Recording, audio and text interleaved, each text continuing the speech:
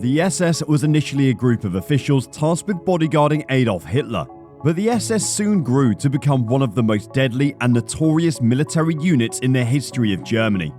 They perpetrated war crimes and killed thousands in concentration camps during Hitler's Nazi regime. But how did a group of bodyguards come to become the deadliest and most notorious military unit in the whole of Germany, and possibly the world? In this video on your favorite war channel, we've detailed just what the SS is and how it came to be. But before we get right to it, kindly make sure to give this video a like, hit the subscribe button and smash that notification bell to receive updates of when we post more intriguing war videos like this one. Be sure to leave us a comment as well, as we'd love to read your opinions on Hitler's dreaded bodyguards. The SS, or Schutzstaffel, is a German word that translates to protective echelon. It was a body founded in 1925 for the sole purpose of protecting Hitler and doing his will. Hence, they were regarded as Hitler's bodyguards. The group would eventually become the most dreaded and notoriously powerful organization in all of Germany. A man named Heinrich Himmler became the head of this organization in 1929. Himmler was a devoted believer in anti-Semitism, just like Hitler, and he expanded the SS. One major requirement for joining the SS involved recruits proving none of their ancestors were of Jewish origin. They received rigorous military training and were also taught that they were the elite soldiers of the Nazi Party and the world. By the beginning of the Second World War, the SS had grown to consist of over 250,000 members, and it also had multiple subdivisions under it.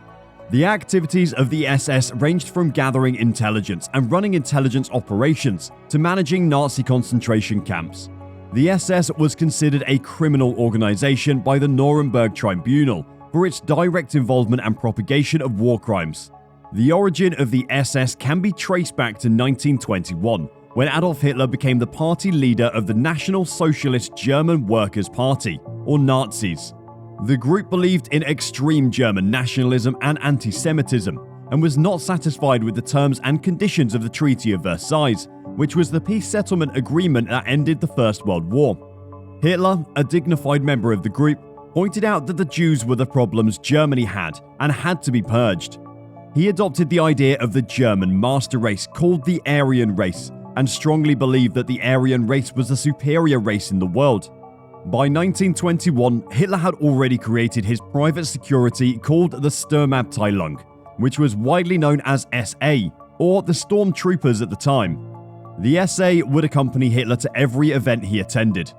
During his many public speeches, the group would stand guard while Hitler made impassioned speeches urging his supporters to perpetrate violence against the Jews and anybody he saw fit as an adversary.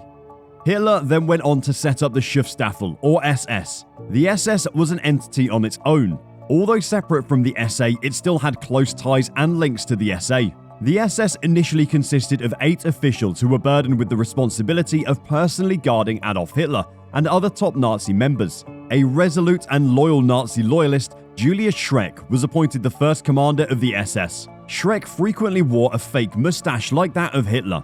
He was soon replaced the following year by Joseph Bechtold, and by 1927, Erhard Hayden was appointed the new leader of the SS. Under the leadership of Hayden, the SS was banned from participating in any political debate or activity, and was required only to declare and provide unwavering loyalty to Hitler, and acknowledge him as the one and only true leader. On January 6, 1929, Hitler named Heinrich Himmler the new commander of the SS, with the SS army now being 300 men strong. Himmler went on to separate the SS from the SA, and in the process transformed the SS into a more sophisticated and efficient force that was larger and more effective than the SA. Himmler also modified the function and responsibilities of the SS within the Nazi political domain.